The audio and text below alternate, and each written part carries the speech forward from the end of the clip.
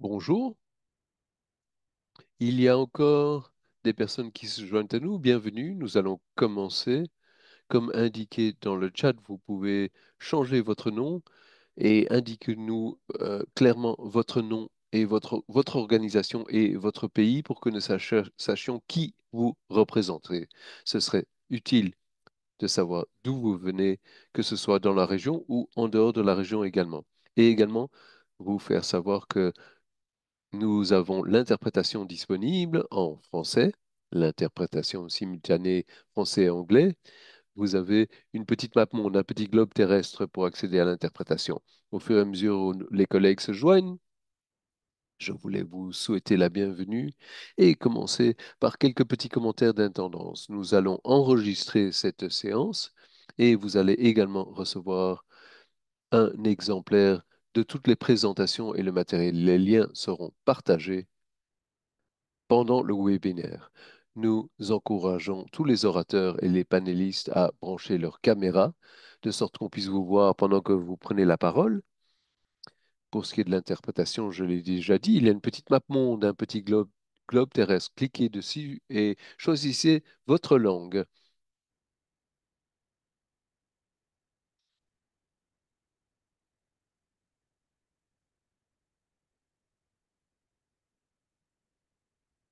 Et il y a une boîte pour les questions-réponses Q et A, et pendant le webinaire, vous pouvez les utiliser pour poser vos questions et nous y répondrons par écrit en cours de route. Et si vous avez des problèmes techniques, mettez votre demande d'aide dans la boîte de dialogue chat et les collègues répondront à vos questions. Encore une fois,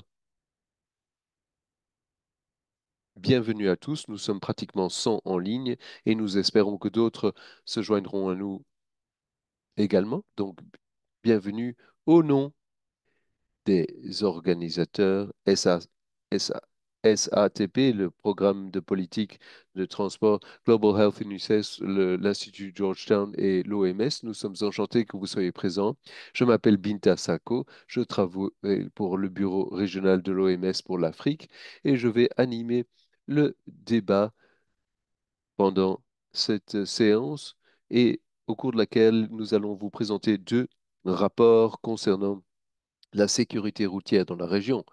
L'un, le rapport de statut sur la sécurité routière en Afrique, qui a une envergure continentale sur la sécurité routière, et également protéger les jeunes vies, qui est le rapport d'UNICEF concernant la sécurité routière telle qu'elle affecte les enfants et les adolescents.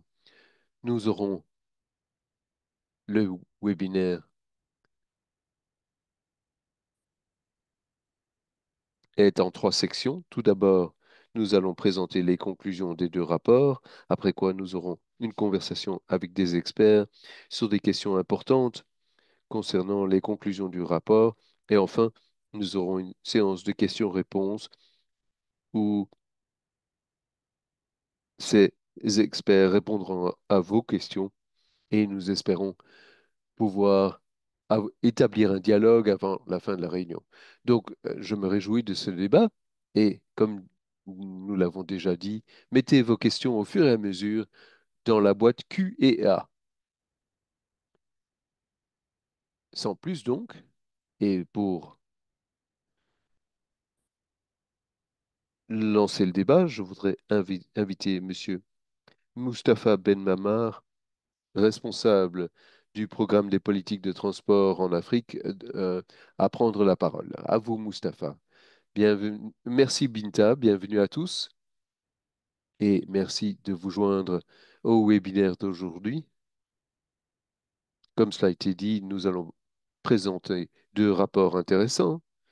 S- Le premier, protéger les jeunes vies, rapport sur le statut mondial sur la sécurité routière des enfants et des adolescents, préparé par l'Institut George pour la santé mondiale. Et le deuxième rapport est le rapport sur le statut de la sécurité routière en Afrique pour l'année 2025. préparé par l'OMS et le Programme de politique de transport en Afrique, SSATP. Les principales conclusions de ces deux rapports, c'est que les accidents de route sont la principale cause de mortalité parmi les enfants et les adolescents entre les âges de 5 à 19 ans dans le monde entier. 90% de ces euh, accidents mortels ayant lieu dans les pays à faible revenu ou à revenu intermédiaire, ce qui confirme les conclusions du rapport sur la sécurité routière en Afrique 2025 qui indique que l'Afrique euh, paye un prix très lourd en ce qui concerne ces pertes, notamment les, les usagers des routes plus vulnérables, les piétons, les cyclistes et les motocyclistes, les enfants qui vont à pied à l'école et les jeunes motocyclistes figurent parmi les plus affectés. Ces deux groupes sont également des domaines focaux prioritaires du plan SSATP, du quatrième plan. Et donc, relever le défi de leur sécurité est un défi multidisciplinaire et complexe qui exige différentes compétences, différents points de vue et le travail en équipe. Voilà pourquoi je suis enchanté que nous avons ce débat aujourd'hui avec nos partenaires techniques, l'OMS, UNICEF et le- l'Institut George pour la santé mentale. Les deux rapports nous donnent d'excellentes informations sur les accidents de la route et j'espère que vous pourrez également vous entretenir sur les recommandations que nous présentons et voir si ces recommandations sont pratiques pour prévenir ou réduire la mortalité des enfants et des adolescents dans ces accidents routiers. SSATP travaille euh, dans la production de produits de connaissances, des articles et autres, et nous travaillons également en matière de renforcement des capacités. Donc, nous avons un rôle double pour le pilier sécurité routière. Nous avons un programme de formation de 5 jours sur la sécurité routière que nous avons développé il y a un an dans les deux langues, en anglais et en français. Et mm, pendant notre conversation, pendant la suite de notre réunion d'aujourd'hui, il serait bon de parler de l'opportunité d'inclure ces rapports sur la sécurité telle qu'elle concerne les enfants et les adolescents comme étant comme l'un des modules du programme de formation, parce qu'il est bon d'avoir tous ces produits de connaissances, mais je ne pense pas que nous allons atteindre notre objectif sans diffuser ces produits et faire nous assurer que les uns et les autres soient mieux informés. Et j'espère que par le biais de ce programme de renforcement des capacités, nous pourrons agir dans ce sens. Voici quelques brefs commentaires pour ouvrir le débat et vous souhaiter la bienvenue et je vous souhaite un excellent webinaire. Merci. Merci beaucoup, Mustapha, pour avoir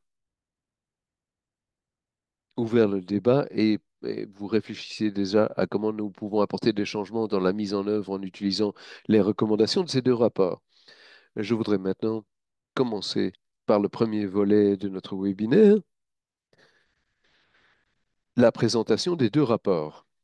Et je vais commencer par inviter Prasanthi Atwood, qui est chercheuse au George Institute for Global Health du Collège impérial de Londres, avec plus de 20 ans d'expertise dans la prévention des blessures.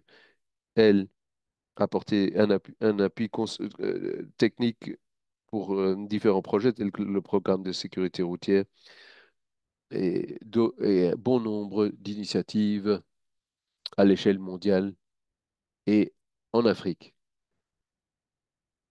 Dr. Atwood va nous présenter comment protéger la vie des jeunes, le rapport de situation mondiale sur la sécurité routière des enfants et des adolescents. Soyez la bienvenue, Prasanthi, et vous avez la parole. Merci infiniment. Bon après-midi à tous. Merci de cette occasion de contribuer cette conversation qui vient à un moment important et qui est de la plus haute importance. Et c'est un honneur de vous présenter ce travail au nom de mes collègues, le docteur Marby Peaton, je suis certain que vous le connaissez, et Denis Mozingi, qui étaient les, qui sont les principaux auteurs de ce rapport, mais malheureusement ne peuvent pas être de nôtres aujourd'hui. Le rapport Protéger la vie des jeunes est la première synthèse mondiale qui se focalise exclusivement sur la sécurité routière des enfants et des adolescents. Produit par l'Institut George en partenariat avec UNICEF, non seulement il parle de l'urgence et de l'ampleur du problème, mais c'est également un appel à l'action stratégique validé sur les données, l'analyse des politiques et un appel sans équivoque pour davantage d'investissement.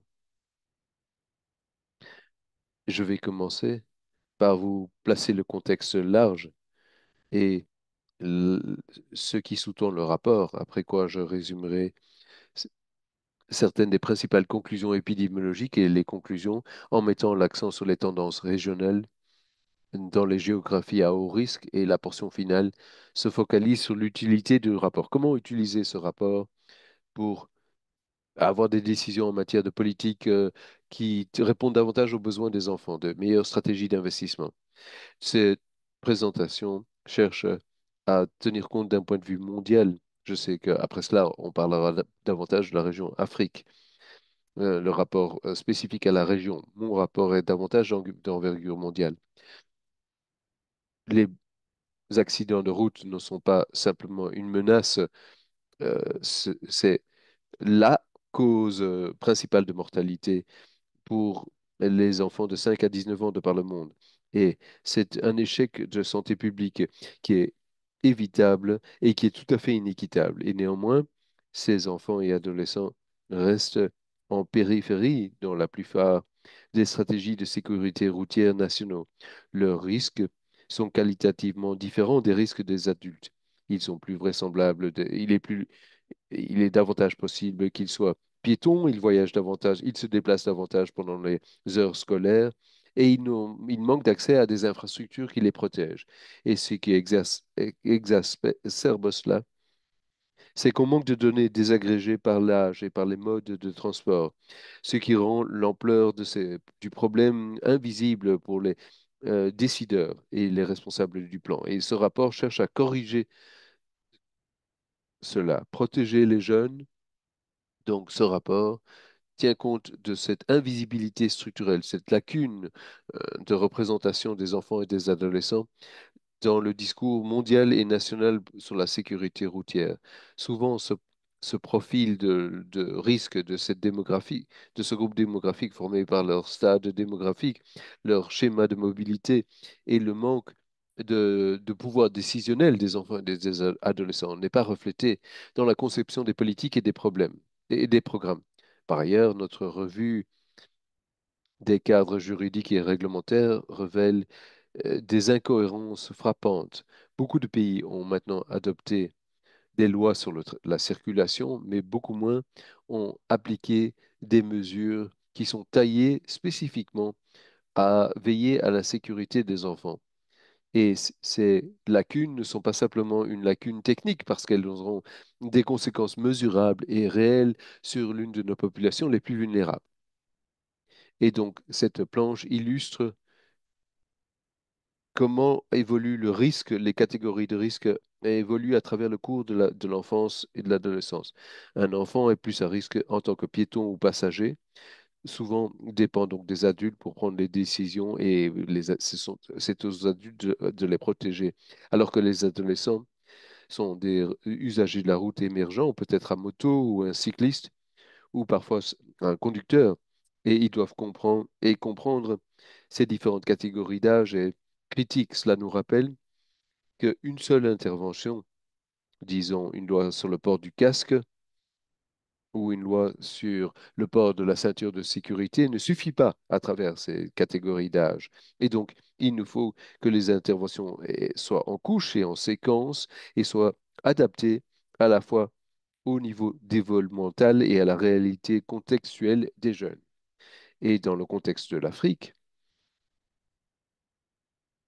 cette transition à l'utilisation des routes de manière indépendante se produit à un jeune âge et dans des environnements à haut risque. Et donc, il faut établir les bons cadres. Beaucoup d'entre vous connaissent cette planche. Cela représente une vue désagrégée par classe d'âge des principales causes de décès parmi les enfants et les adolescents à l'échelle mondiale et provient de des données de l'OMS notamment.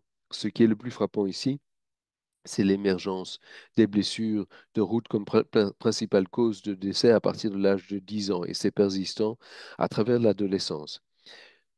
Euh, à- Dans les catégories d'âge de 10 à 14 ans et de 15 à 19 ans, ça dépasse les maladies congénitales, les maladies infectieuses, voire la COVID-19. C'est littéralement la principale cause, la principale source, raison pour laquelle les jeunes meurent alors qu'ils atteignent l'âge du lycée. Ce rapport se fonde sur les séries de données les plus solides disponibles, y compris les estimations de santé de l'OMS et les données sur le fardeau, la charge de la maladie. Mais cela va au-delà de la description des tendances de mortalité. Cela fait également le suivi des lois et des politiques nationales. Cela cherche à voir si elles sont en syntonie avec les meilleures pratiques à l'échelle mondiale. Et cela étudie si ces politiques sont en syntonie avec les besoins spécifiques des enfants et des adolescents. Et dans ce sens, c'est un outil quelque peu hybride, c'est un compendium statistique, mais c'est également un diagnostic stratégique pour les pays qui cherchent à harmoniser leurs efforts de sécurité routière pour leurs enfants avec une approche fondée sur la santé, l'éducation et la mobilité en zone urbaine.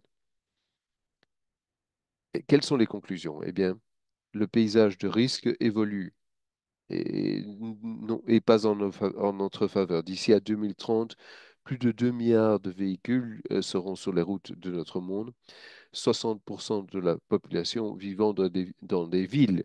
Néanmoins, 500 enfants et adolescents meurent tous les jours dans des accidents de route aujourd'hui, ce qui représente une mort toutes les 3 minutes. Donc, plus de 90% de ces morts se produisent dans les pays à faible revenu ou à revenu intermédiaire, souvent dans des contextes où les systèmes de transport n'ont pas suivi la croissance démographique et l'évolution des infrastructures. Et ce n'est pas un problème marginal, c'est une préoccupation centrale pour le développement durable et pour l'équité urbaine ou la justice intergénérationnelle. Ce tableau ici illustre, et c'est frappant, le fardeau excessif de morts ch- dû aux accidents de la route parmi les enfants et les adolescents à travers les niveaux de revenus en 2021.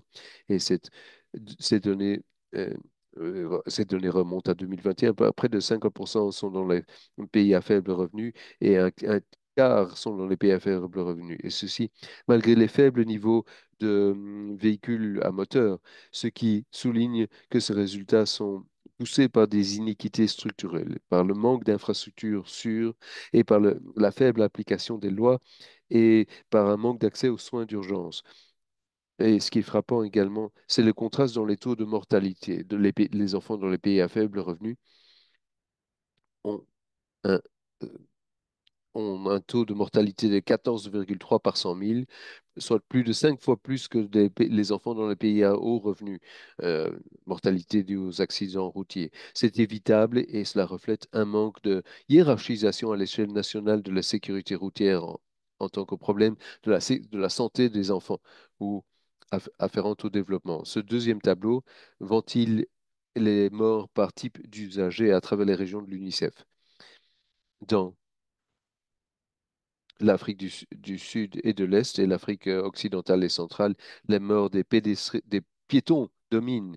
Et ceci est lié à l'environnement construit où les enfants souvent marchent vers l'école le long de trafic qui va à haute vitesse, sans trottoir, sans zone protégée, sans carrefour bien organisé. Et nous voyons également un haut pourcentage de morts dues aux motos, particulièrement en Amérique latine et certaines régions de l'Afrique, ce qui indique que il faut une législation qui protège les adolescents, par exemple, port du casque et ceinture de sécurité.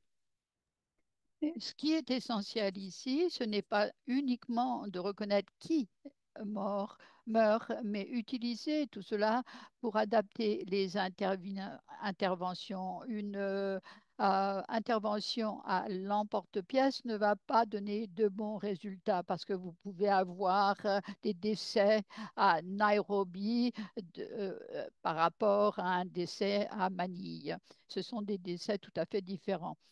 Donc, ici, vous voyez tous les impacts de Réunis. Cela vous montre les décès de la route par rapport à 100 000 décès d'adolescents. Cela vous montre combien ce fardeau est lourd en Afrique.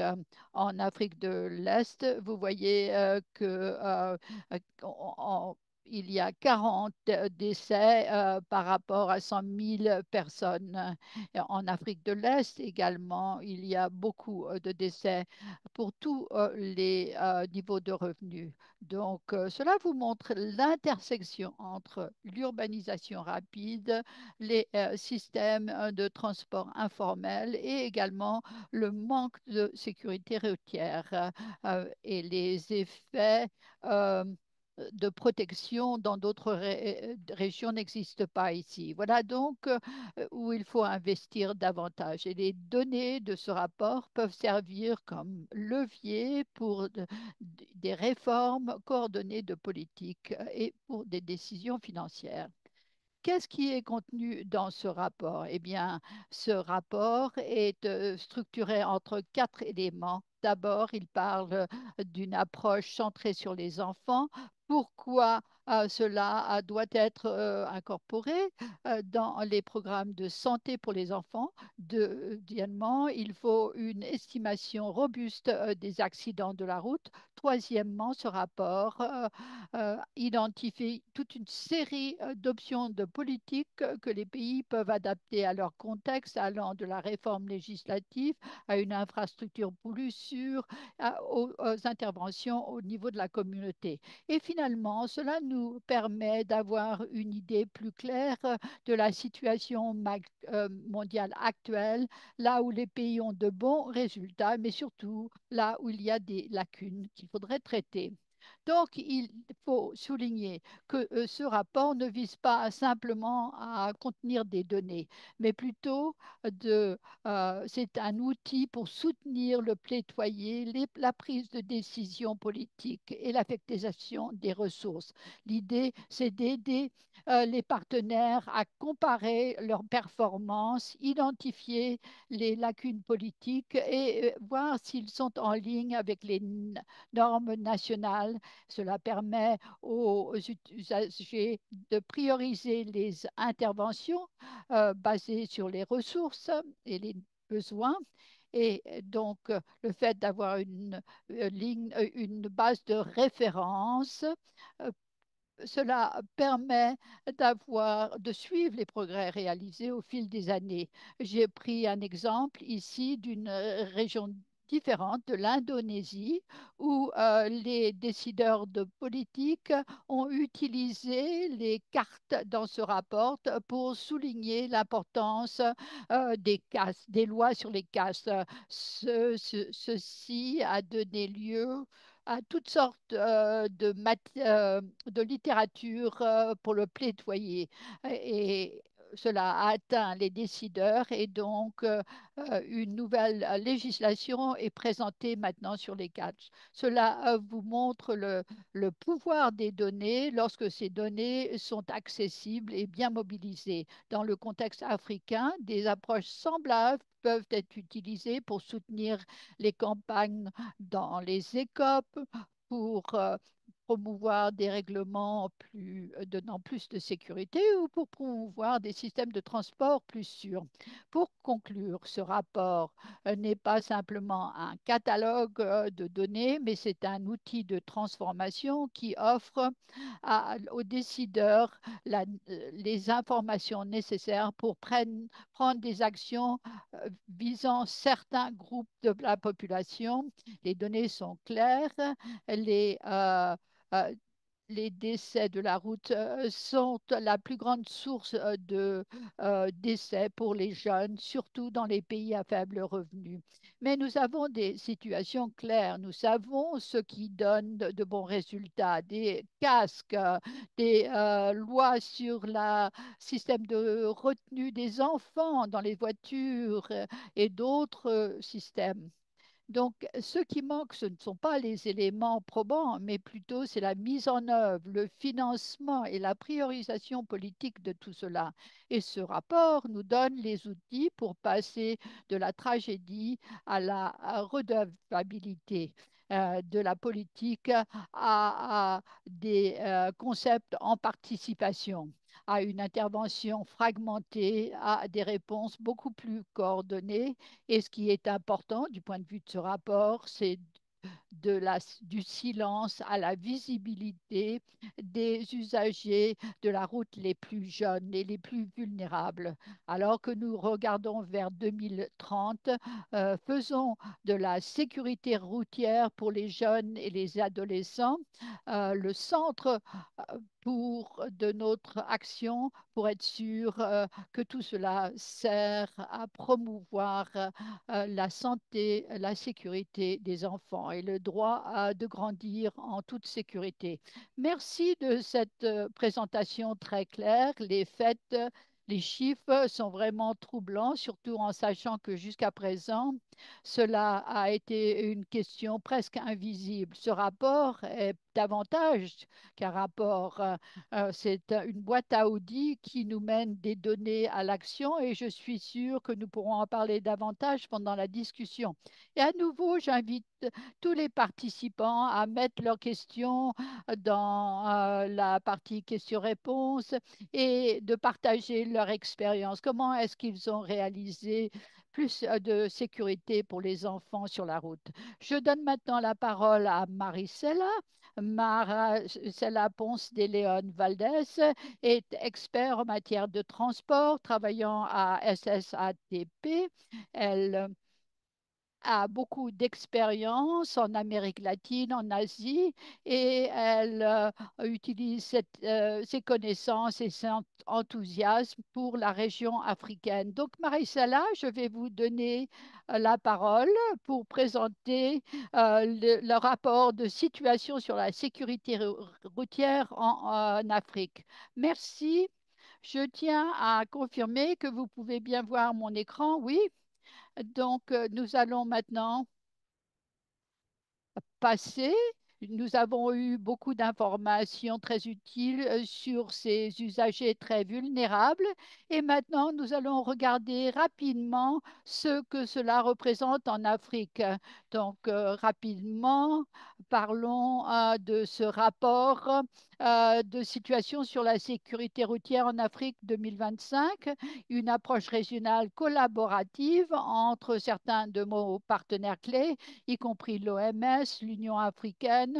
Et l'objectif principal, c'est de donner une idée de la situation actuelle pour les décideurs, pour les praticiens. Et l'idée, c'est soutenir les efforts dans le monde pour se, leur donner un outil de suivi qui peut être utilisé dans la région pour suivre les efforts et de montrer quelles sont les lacunes et recommander des actions. Il y a une chose à savoir pour ce rapport, à savoir que l'on considère l'Afrique en tant que continent, l'ensemble du continent, considérant le fardeau des accidents de la route en Afrique, nous voyons que, et ce sont des données qui reviennent à 2021, sur la base du rapport de 2023.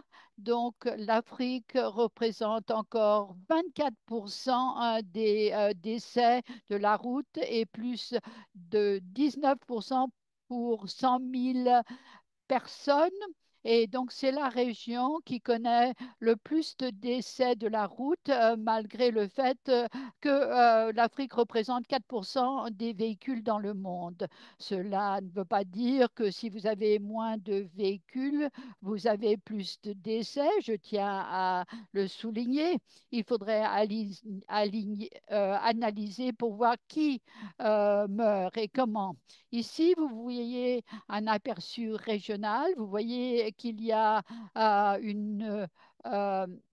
euh, vous voyez qu'il y a un manque de proportion entre la population et le nombre de véhicules immatriculés. Cela veut dire qu'il faut voir qui est en train de mourir et où il meurt.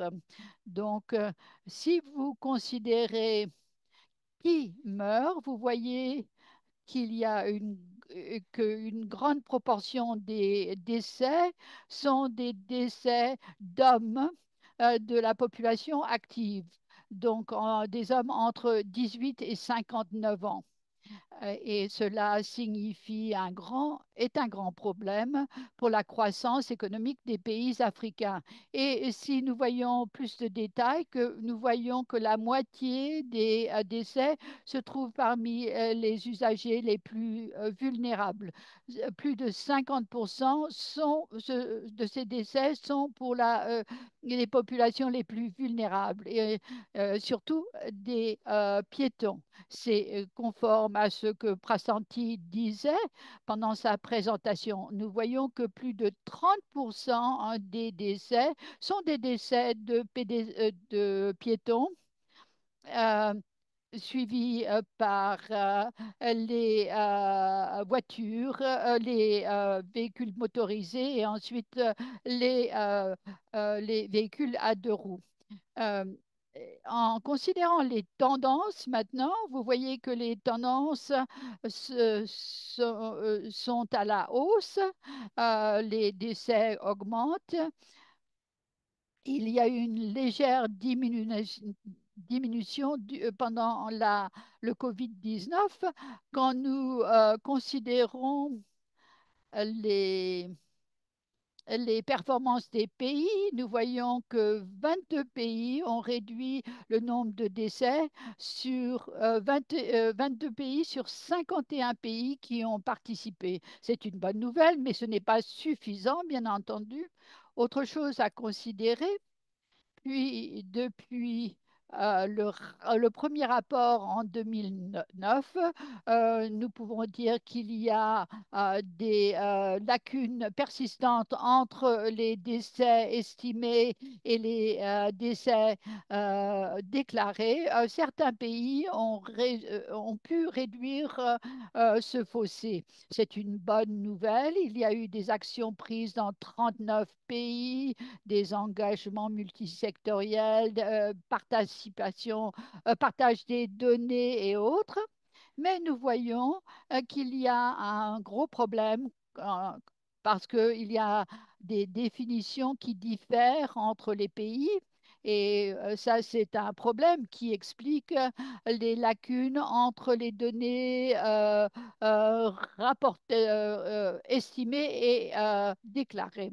Euh, Par exemple, 33 pays ont dit que leurs données venaient d'une seule source, surtout la police. D'autres, et puis quelquefois il s'agit du ministère de la Santé, des données de ce ministère.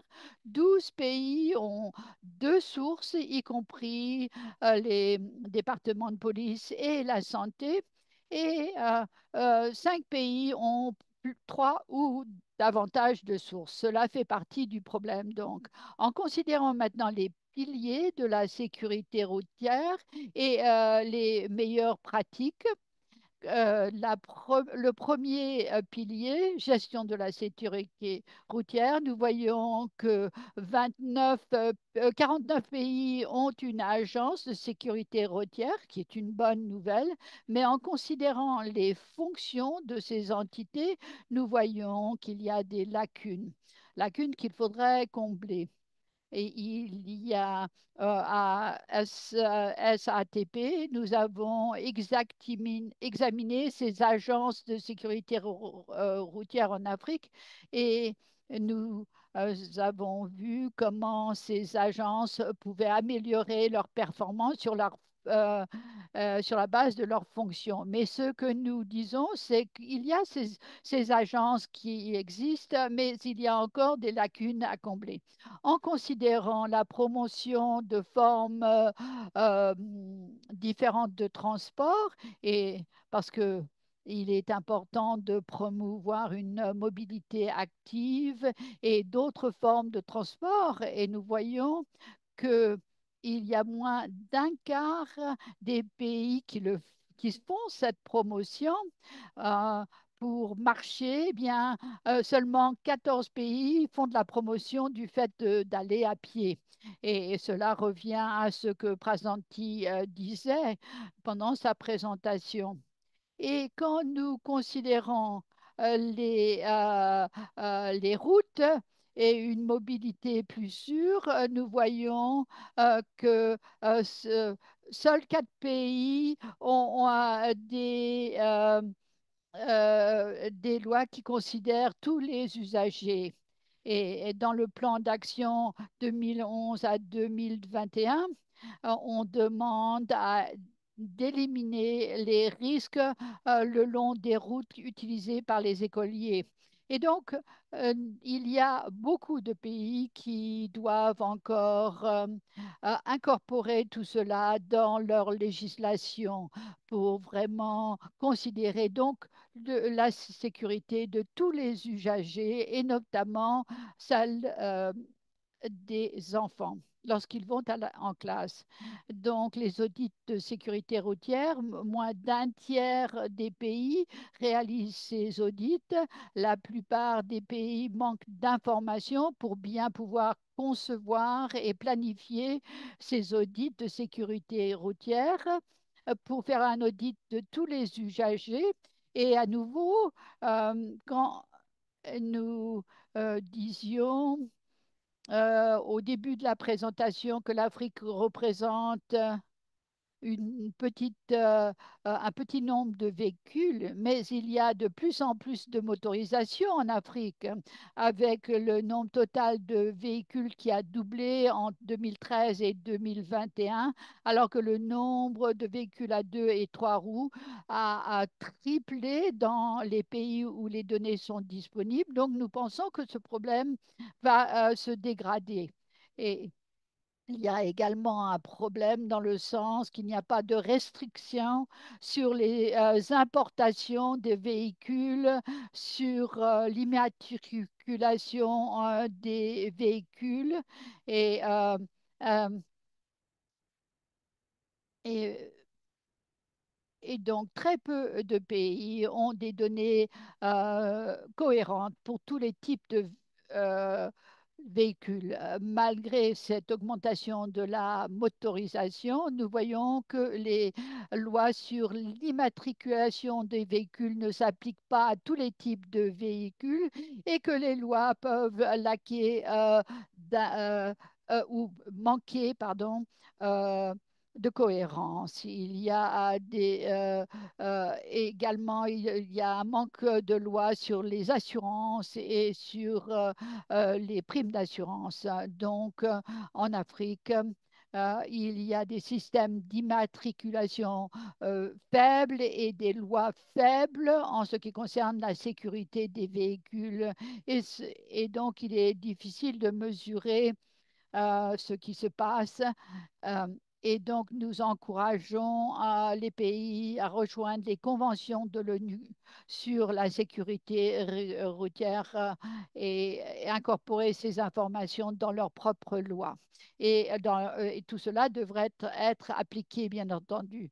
Quand nous considérons la législation sur la sécurité des véhicules, les pays n'ont pas de loi qui demande des systèmes de sécurité pour les véhicules à 2 ou 3 roues. Et et puis en utilisant les usagers de la route en toute sécurité, nous voyons les principaux facteurs de risque. Euh, et donc, il faut considérer la législation et voir euh, quelle est la performance des pays en la matière. Et moins de la moitié des pays ont des lois qui respectent les meilleures pratiques pour au moins un des cinq facteurs de risque. Euh, euh, et, et en ce qui concerne les systèmes de retenue pour les enfants, seul un pays a une loi. Et, et, afin de assurer la sécurité des enfants jusqu'à l'âge de 10 ans. Et c'est les enfants. Donc, il y a des lois qui demandent à ce que les enfants ne soient pas assis sur le siège en avant et autres. En considérant ces lois sur les dispositifs de retenue pour les enfants, je ne vais pas vraiment entrer dans tous les détails. Les études ont montré que les décès de la route sont réduits lorsque les enfants sont dans des dispositifs de retenue et donc il faut également considérer la taille de l'enfant, son âge et le poids, etc. Et en Afrique, nous voyons que les lois demandant l'utilisation de dispositifs de retenue pour les enfants existent dans 14 pays et dans 11 pays, il y a des exigences à propos de l'âge, la taille et autres. Et euh, dans 8 pays seulement, il y a des sanctions en cas d'infraction. Et dans et, et 5 pays ont modifié leur loi sur la retenue des enfants depuis un certain temps. Donc, je réitère en fait ce que Prasanti disait. Maintenant, en ce qui concerne les permis de conduire, Là où l'enfant est assis est important, mais il est également important de savoir qui conduit ces véhicules. Et les lois qui réglementent l'octroi de permis de conduire sont faibles, avec moins de 4 pays exigeant des exigences minimum de base pour obtenir un permis. Et je veux aller un peu plus vite parce que je sais que nous n'avons plus beaucoup de temps. Les services de soins d'urgence, nous savons qu'il y a un manque de soins d'urgence. La couverture est limitée, ce qui affecte l'activation de systèmes post-accident. Donc, en guise de conclusion, des solutions basées sur les données sauvent des vies et les réglementations plus fortes sont requises pour véritablement garantir que nous avons des routes plus sûres et une législation exhaustive qui a une approche systémique et cruciale. Et à cette fin, le leadership et l'action collective sont les moteurs du changement. Donc, voici quelques principales conclusions. Mais nous allons partager les présentations avec vous par la suite. Ici, vous voyez le code, le QR code pour ceux qui veulent avoir accès au rapport et le télécharger. Et vous l'avez également dans le chat Zoom. Merci beaucoup. Merci beaucoup, Maricela, de cette présentation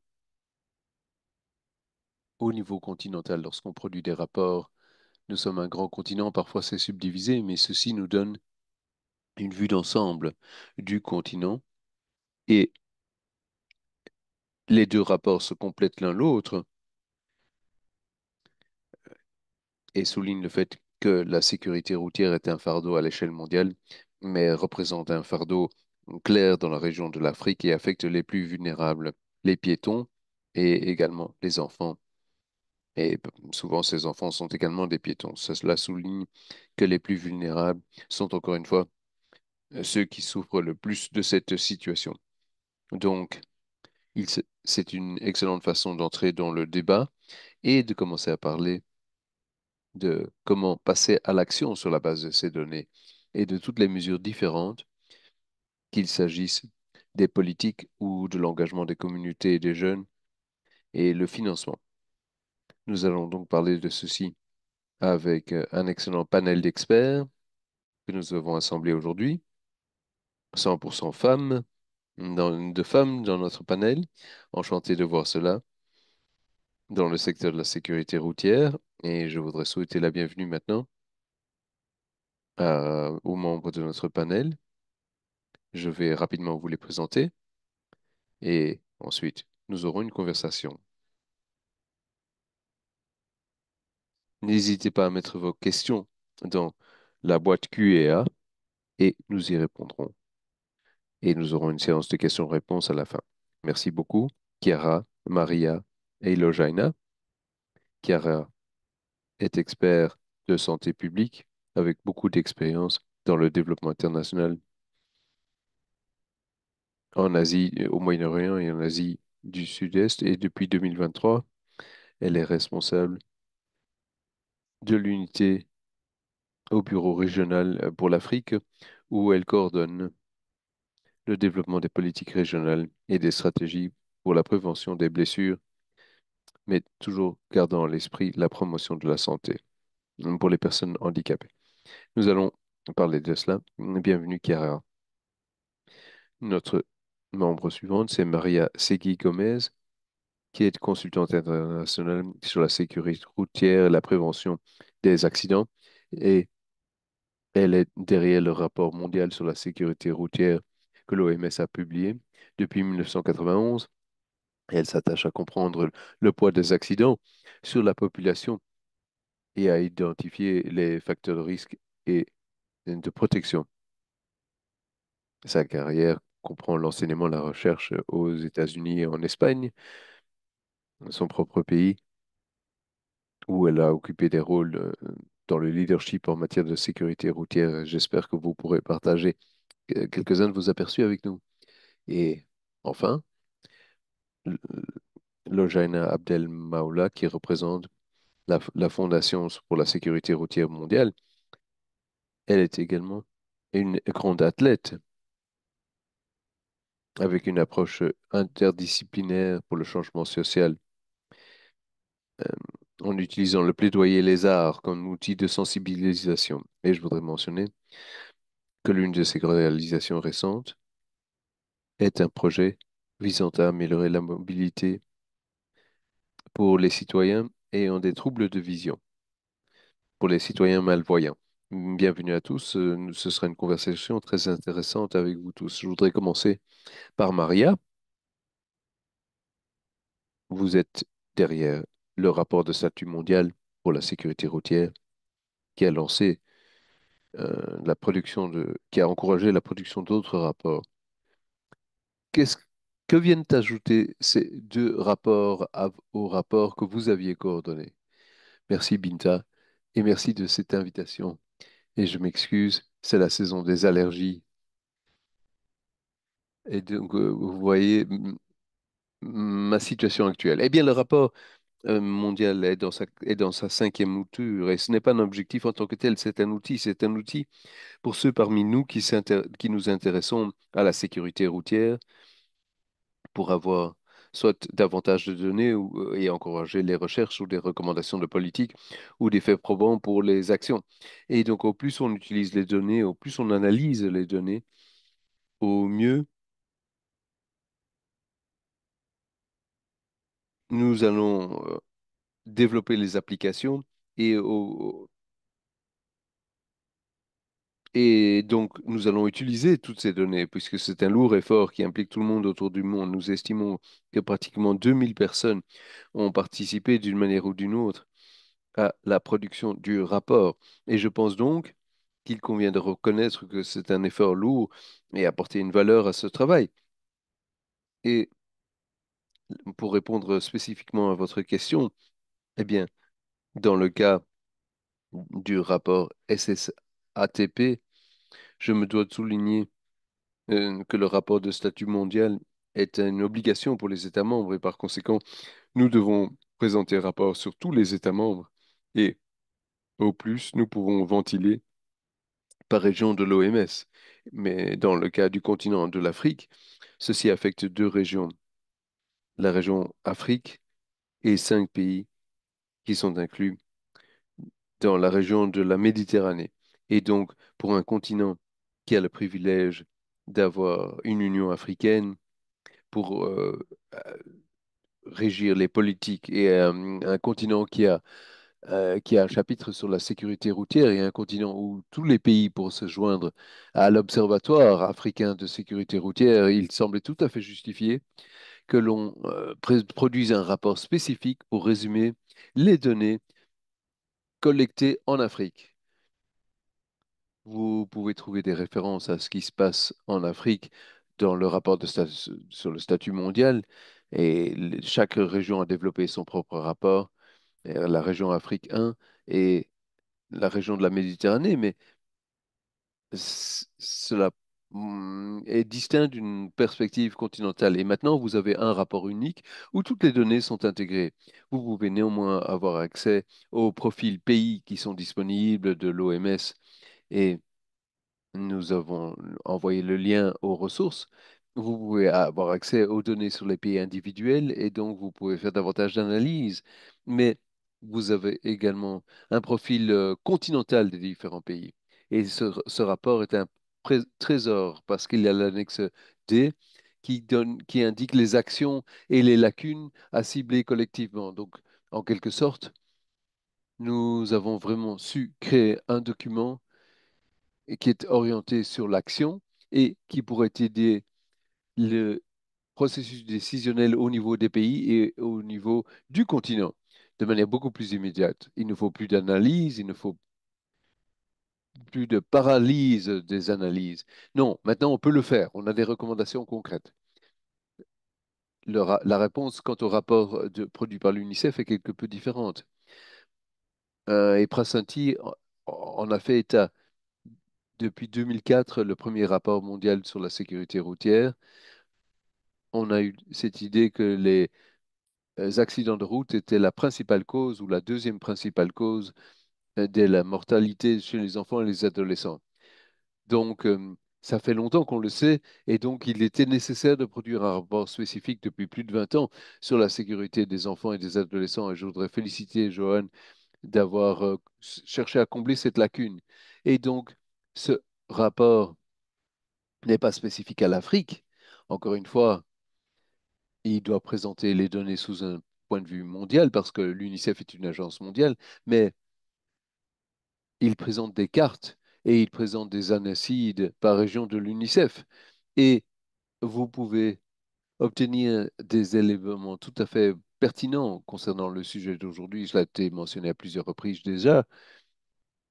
Ce n'est pas c'est non seulement la principale cause de mortalité pour les jeunes en Afrique, et l'Afrique est le continent le plus jeune au monde, soit dit en passant, mais c'est également le fait que ces enfants meurent soit en tant que piétons ou cyclistes ou motocyclistes, passagers sur des motos ou des conducteurs de motos.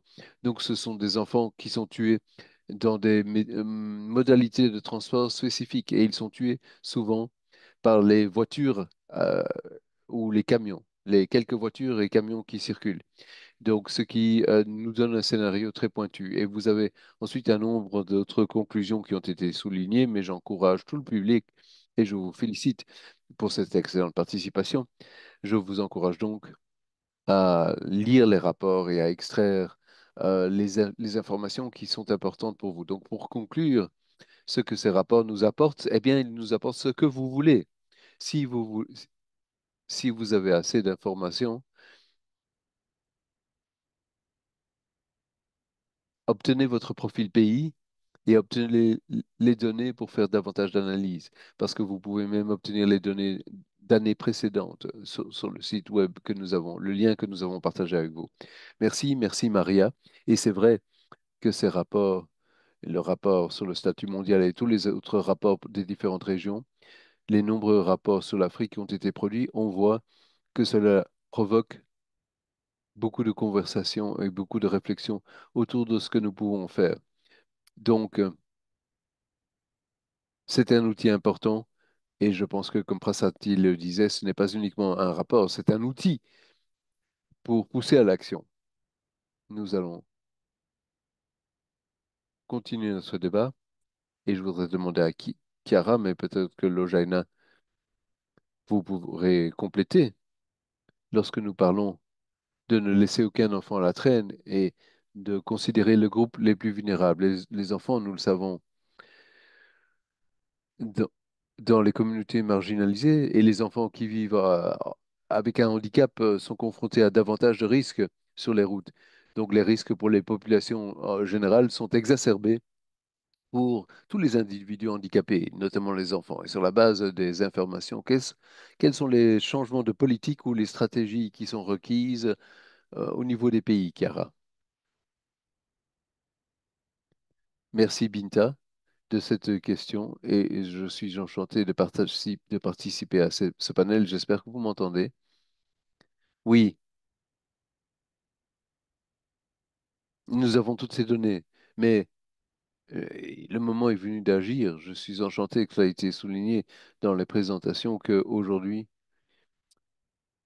nous avons davantage de données ventilées que de par le passé. Donc, nous pouvons mieux comprendre les différents groupes, comment les différents groupes sont affectés, quels sont leurs facteurs de risque et comment cela affecte de manière différente différentes classes d'âge. Donc, il est essentiel d'apporter des solutions équitables pour ce qui est de la sécurité routière. Nous devons répondre aux véritables besoins de nos communautés. Lorsque nous comprenons les besoins, parce que les données sont claires, pas uniquement les données, mais les données sont très importantes, et nous pouvons alors adapter les réponses et les interventions aux besoins. Donc, je voudrais peut-être dire quelques mots concernant le handicap, parce que on manque souvent de données concernant les besoins de ces populations. Et c'est un grand obstacle pour adapter les interventions et relever les défis des personnes en situation de handicap. Et je vous rappelle aux uns et aux autres que c'est un groupe très divers de personnes et on a tendance à l'oublier. Ce sont des enfants en situation de handicap, des adultes en situation de handicap, des personnes plus âgées, euh, qui, les- et il y a des considérations du genre, etc. Donc, pour les personnes en situation de handicap, nous devons considérer le fait, et peut-être que l'oratrice suivante pourra en dire davantage, que ce n'est pas uniquement une question de sécurité et de survie dans les déplacements, mais avant cela, il s'agit de la capacité à se déplacer dans un environnement où ils vivent et de pouvoir participer activement à la société. Et donc, cela a une double valeur que d'être inclusif pour ce groupe vulnérable de la population. Mais je voudrais revenir au tableau plus large, à l'idée d'équité. Si nous voulons relever les besoins des plus vulnérables, des vulnérables parmi les vulnérables, eh bien, cela aidera à toute la société toute la société. J'ai vu des questions dans le chat déjà qui demandent, bon, et que faire maintenant? Comment appliquer les politiques et les lois qui peut-être existent dans les pays et faire en sorte que celles-ci soient respectées? Et donc ça, c'est une question très importante. Nous avons que montrer les avantages, les co-bénéfices de travailler sur des routes plus sûres peut attirer l'attention des différents décideurs pour les biens communs qui servent les besoins de la population. Un environnement plus sûr, un environnement plus accessible pour tous. Et je vais vous citer le premier exemple qui me vient à l'esprit, c'est lorsqu'on travaille sur l'infrastructure et les routes accessibles par une conception universelle. Cela permet de servir les besoins d'un large éventail de personnes, non seulement les personnes en situation de handicap, et ce qui crée un contexte plus propice pour tout le monde, avec des bénéfices pour tout le monde.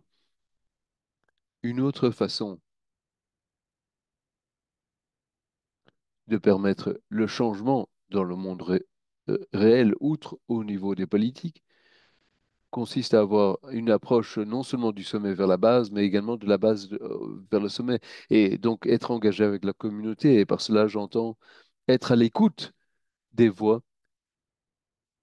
des différents publics, des différentes communautés, de sorte que nous puissions vraiment entendre les besoins des femmes, des hommes, des enfants, des personnes en situation de handicap et, et toute caractéristique de vulnérabilité que l'on puisse identifier et utiliser ces informations non seulement pour autonomiser les populations, mais concevoir des solutions taillées au- à la mesure des besoins locaux. Donc, c'est une stratégie pour toute campagne de prise de conscience et toute initiative. Et donc, il faut comprendre, tenir compte des besoins des enfants, des personnes vulnérables, des personnes en situation de handicap telles que ou les femmes. Parlons également de la dimension du genre. Donc, souligner l'importance de cette approche de la base vers le sommet. J'aimerais vous donner l'exemple d'un de pays où cette approche du bas vers le haut était également une approche multisectorielle, parce qu'il faut travailler avec divers secteurs au niveau de la communauté, par exemple au Mozambique, en travaillant auprès des écoles, c'est-à-dire comment améliorer la sécurité des écoliers en passant par les écoles. Cela est devenu une initiative qui a été couronnée de succès parce que les écoles étaient impliquées, les enseignants, les enfants.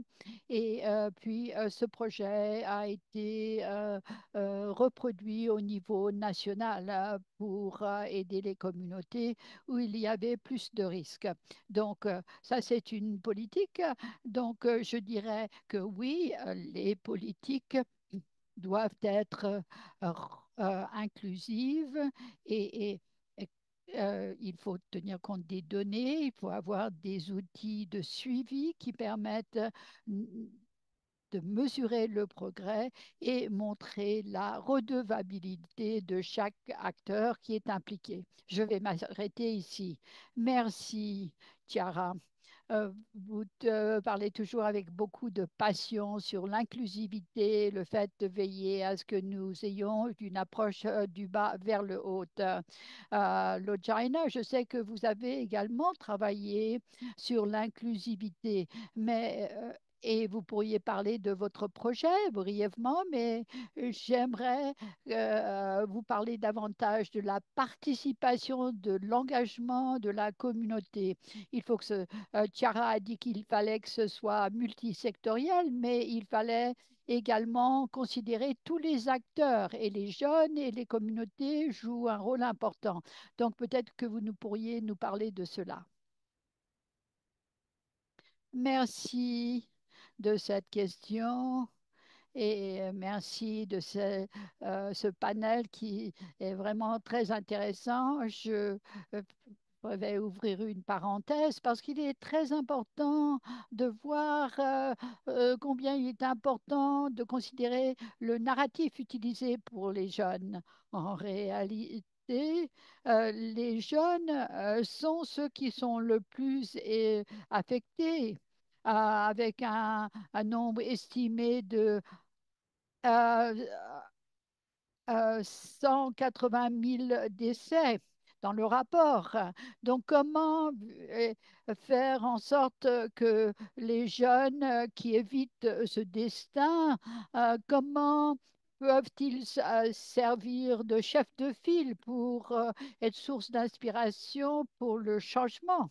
Et donc, je pense que le moment est venu de traiter les jeunes non pas uniquement comme un groupe de population qui est affecté par le système, mais il faut les reconnaître qu'ils peuvent aider à concevoir ce système très important.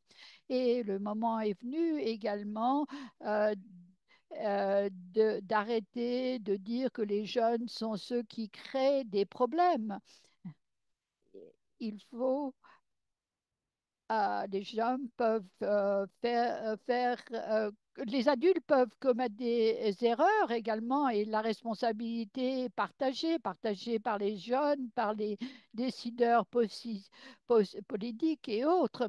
Donc, à ce moment-là, lorsque les jeunes sont reconnus comme des partenaires égaux et ont une responsabilité partagée, à ce moment-là, les jeunes peuvent devenir euh, des éléments de changement. Il faut impliquer les jeunes d'entrée de jeu, dans la collecte de données, dans la conception des systèmes. Il y a beaucoup d'innovateurs, il y a beaucoup de façons dont les jeunes dirigeants peuvent euh, créer des systèmes et en frappant aux portes et en demandant aux jeunes de participer à ce changement.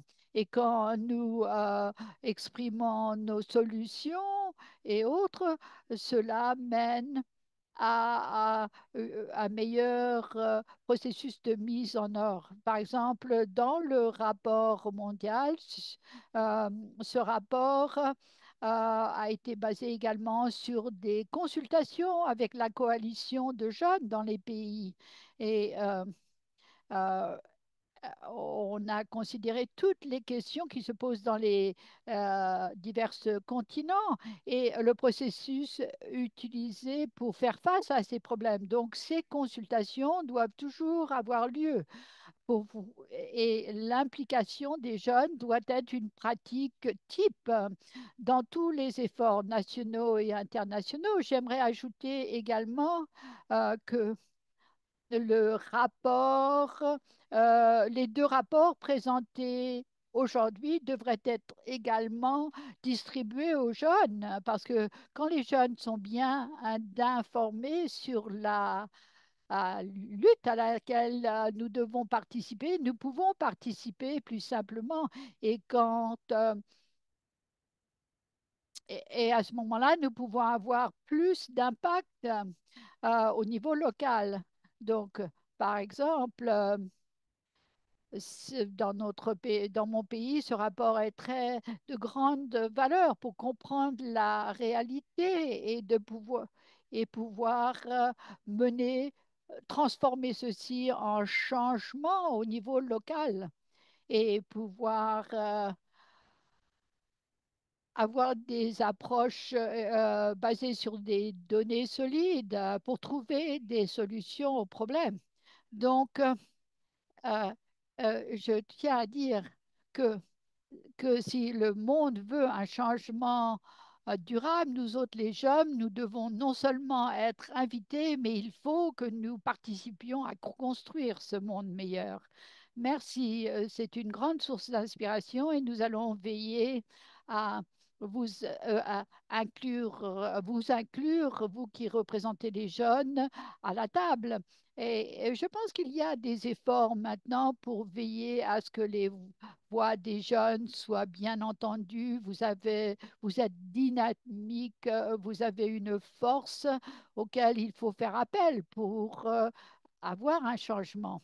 Nous allons bientôt entrer dans la séance des questions-réponses, mais j'aimerais poser une dernière question aux trois oratrices. Si vous étiez chargé d'un secteur, disons que vous représentiez les pouvoirs publics ou la société civile ou autre, qu'est-ce que vous feriez?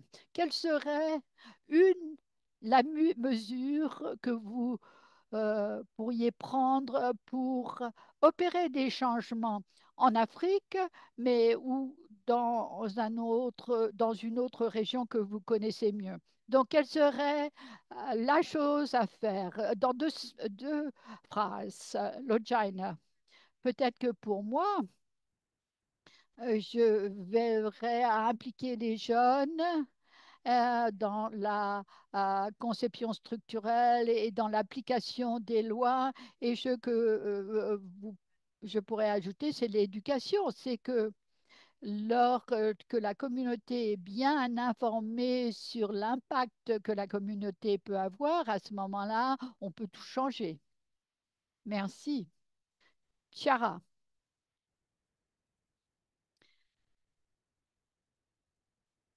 pour renforcer ce qui vient d'être dit, je dirais euh, que le renforcement des capacités adaptées aux décideurs et tous les acteurs qui pourraient jouer un rôle pour les parents, ils doivent faire partie de cela, les enseignants et la police, les volontaires, les bénévoles qui s'occupent des enfants. Euh, oui, il faudrait une éducation générale sur la sécurité routière. Vous demandez une baguette magique. Eh bien, qu'est-ce que je ferais? J'obligerais les décideurs politiques à réellement réfléchir au système des transports qu'ils veulent établir, parce que je pense que la sécurité, ça devient comme l'arbre de Noël où on met des boules et on permet à ce qu'il y ait de plus en plus de boules.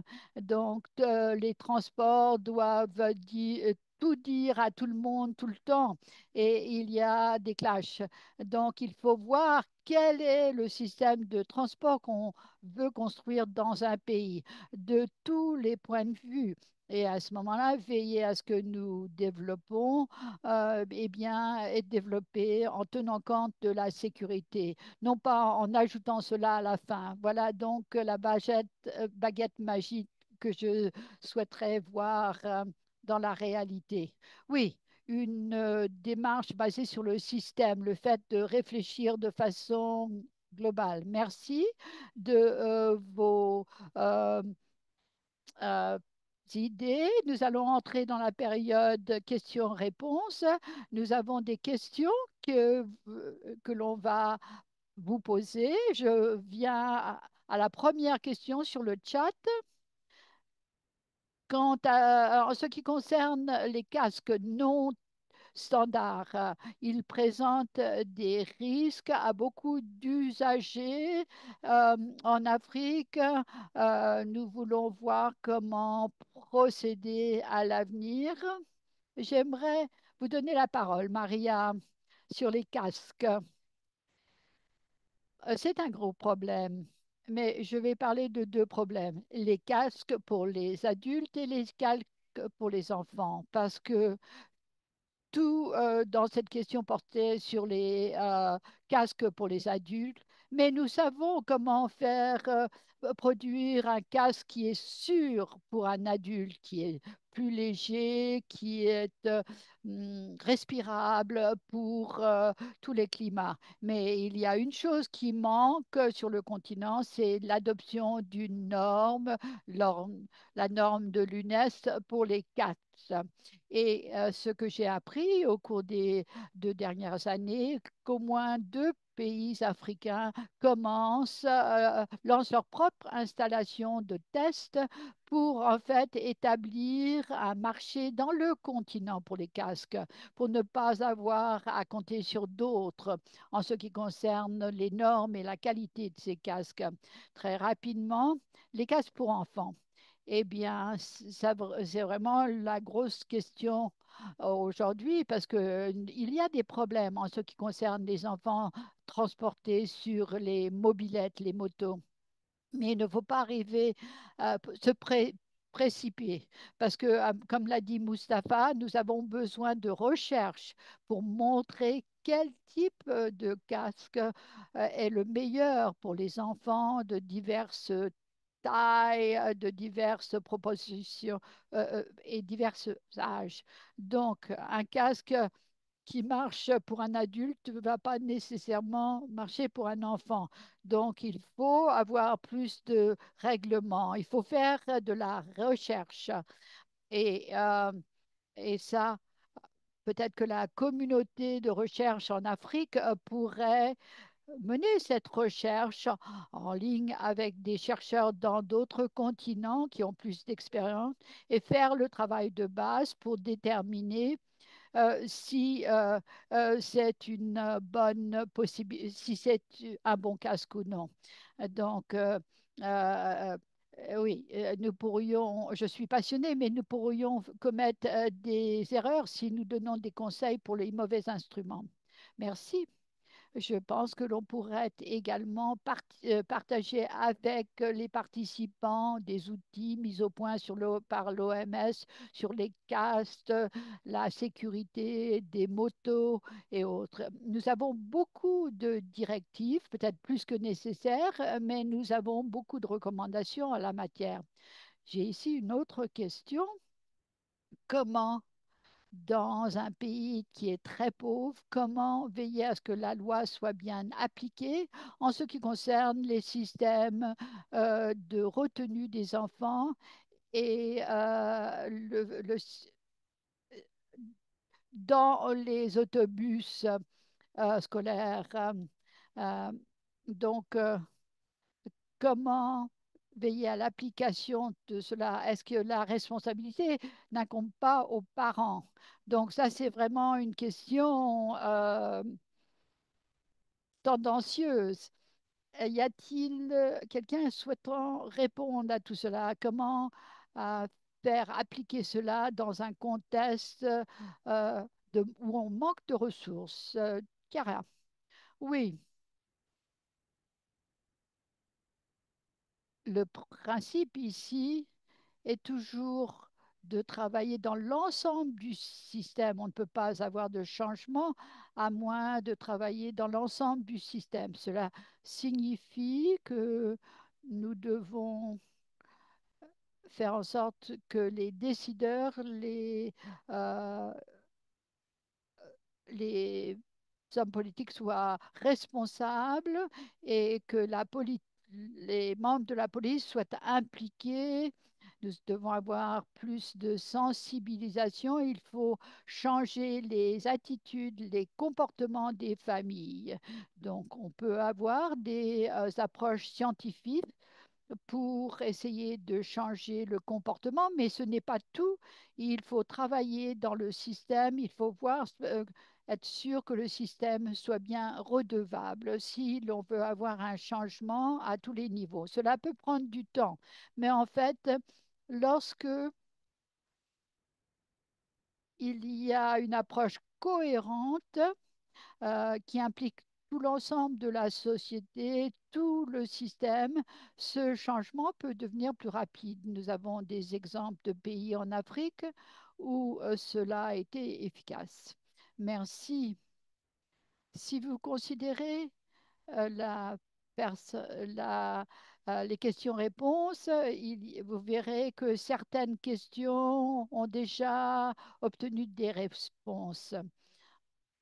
Vous pourrez voir les réponses données donc dans cette partie questions-réponses sur l'écran. Et puis, quel rôle est-ce que les acteurs non de développement vont jouer dans le système? Logina, je vous donne la parole, oui. Eh bien, ce sont les petits changements qui donnent de bons résultats.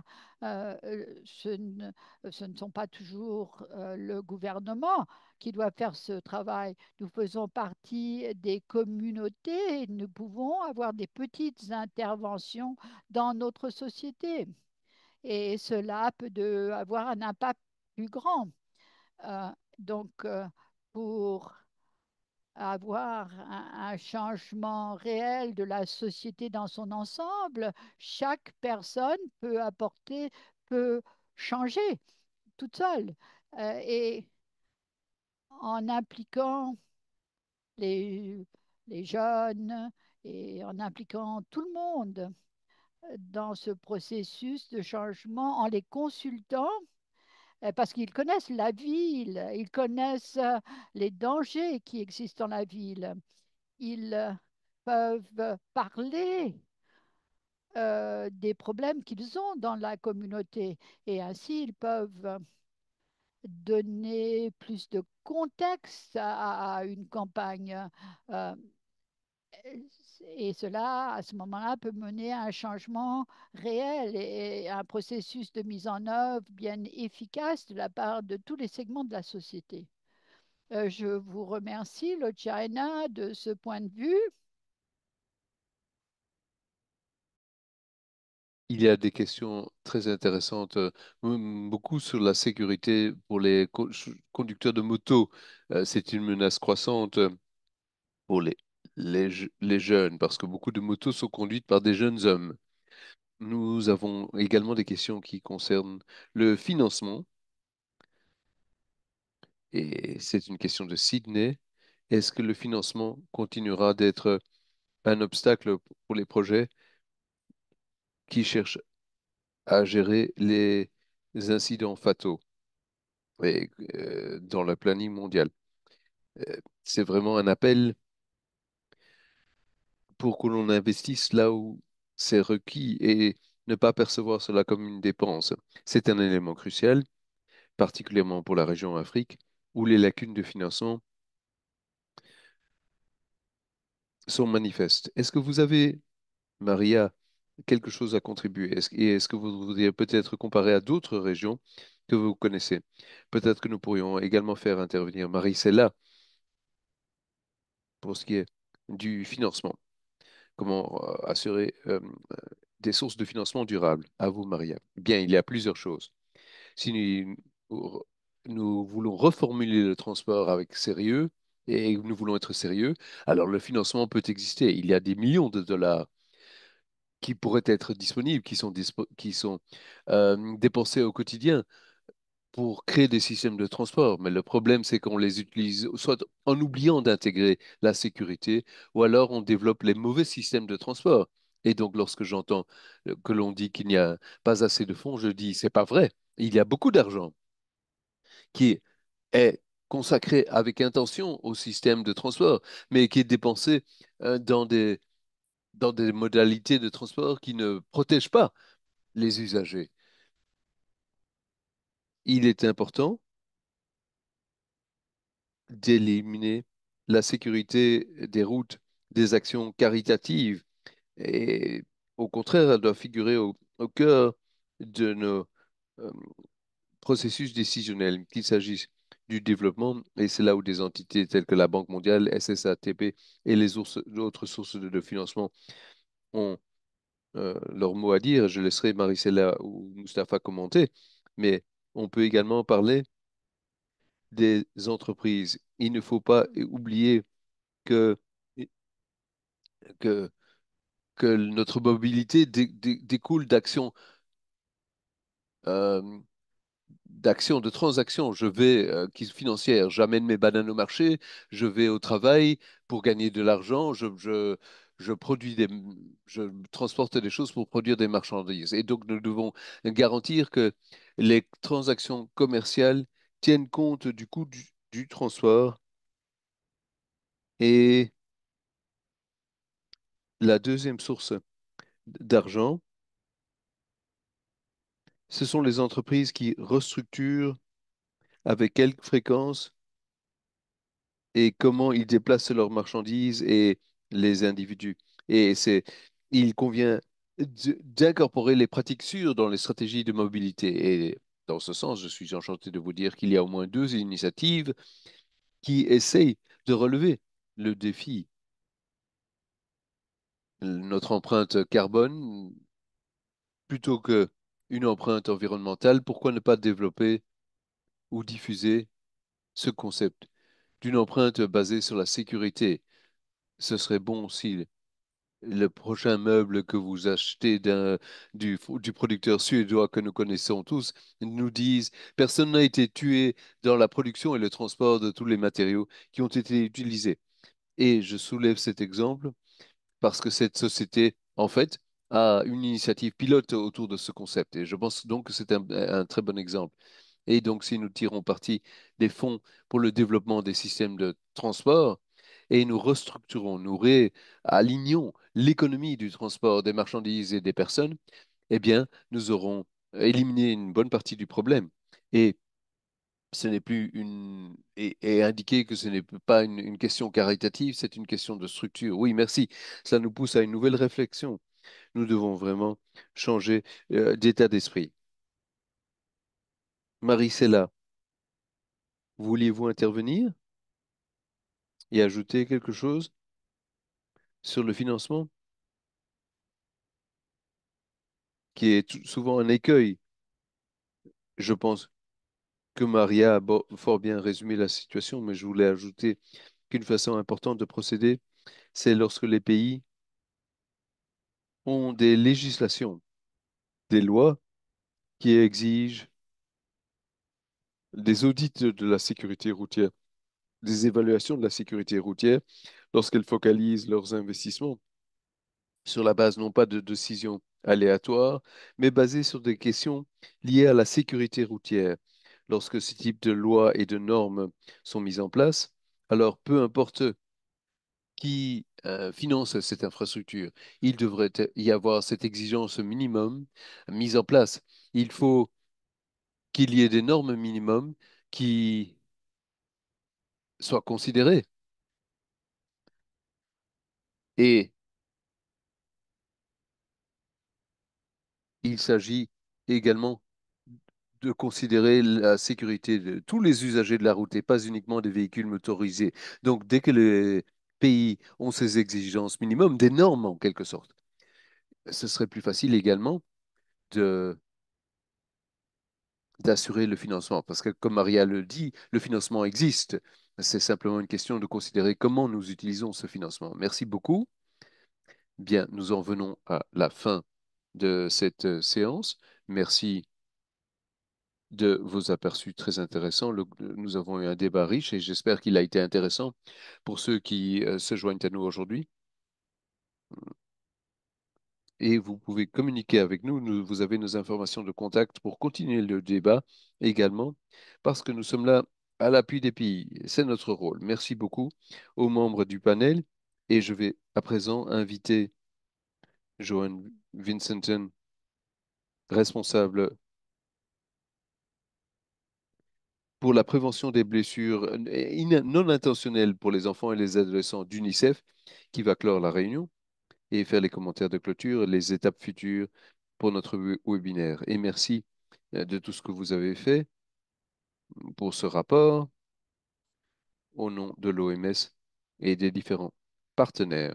Nous voulions vous remercier de cette excellente ressource que vous nous avez donnée. Merci et à vous. Merci à tous. Oui, quelle séance très intéressante. Ça a été fantastique d'entendre tout le monde et c'est très intéressant. On essaie de mettre ce webinaire dans la semaine de la sécurité routière et ça a été un mois de mai très intéressant et je suis enchanté que le webinaire ait lieu en mai et ce webinaire vient à la fin du Forum international sur le transport et nous avons un débat très riche. Je voulais souligner une fois de plus que les principales conclusions de cette séance, et cela a été dit par tous les orateurs et tous les membres du panel, c'est que l- les accidents de route sont un fardeau non seulement pour les enfants et les adolescents, mais pour tous les âges.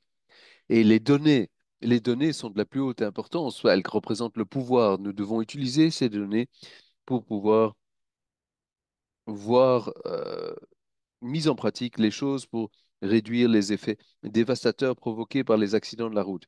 Nous devons prendre les données et développer des politiques, des actions de politique qui non seulement vont réduire les décès et renforcer la sécurité, mais qui également renforceront la protection des enfants, mais de tous, tout un chacun au sein de nos communautés. Et donc, c'est quelque chose que nous pouvons appliquer. Et une autre quatrième grande conclusion qui a été répétée encore et encore par vous tous, c'est le fait que la sécurité routière fait partie intégrante d'un système au sens plus large et qu'il faut une approche systémique pour relever ces défis de manière efficace. Ce qui veut dire que nous devons intégrer toutes nos activités sur la sécurité routière dans ce que nous savons fonctionne et que nous le fassions à travers des systèmes divers et que nous passions à l'échelle et que nous maintenions à travers le temps, ce qui revient à la conclusion lorsque nous parlions du financement. Et tout cela est important et ceci doit être fait sur la base d'une approche multisectorielle avec des secteurs divers, y compris les jeunes et les enfants, les gouvernements, les écoles, l'éducation, des secteurs différents du gouvernement. Il ne s'agit pas d'une question de ceux qui développent la route, il s'agit d'éducation, de santé, il s'agit d'environnement, comme cela a été mentionné à plusieurs reprises, et que lorsque nous faisons ce travail, il convient de s'assurer que l'on parle de la sécurité, mais également des co-bénéfices. Et nous approchons une nouvelle décennie. En 2026, nous allons lancer une initiative sur la mobilité. Nouvelle approche donc, et ce sont là les façons dont nous pouvons intégrer et avoir des étapes futures pour développer ce dont nous parlons ici, pour avoir des systèmes routiers qui soient sûrs, mais on parle également de mobilité sûre et pérenne qui puisse nous pousser à l'action. Donc, un grand merci à tous les intervenants, tous les membres du panel, à notre excellente animatrice et à vous tous en tant que participants qui avez pris le temps aujourd'hui pour être engagés et faire partie de cette conversation.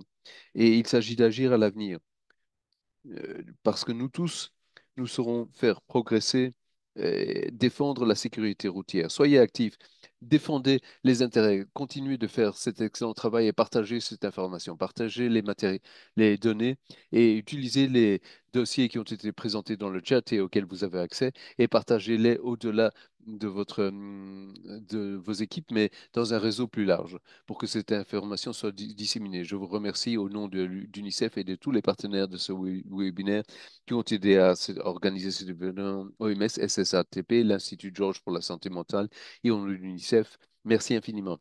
Et je rends la parole à Binta s'il y a des commentaires de logistique avant de conclure. Merci à tous.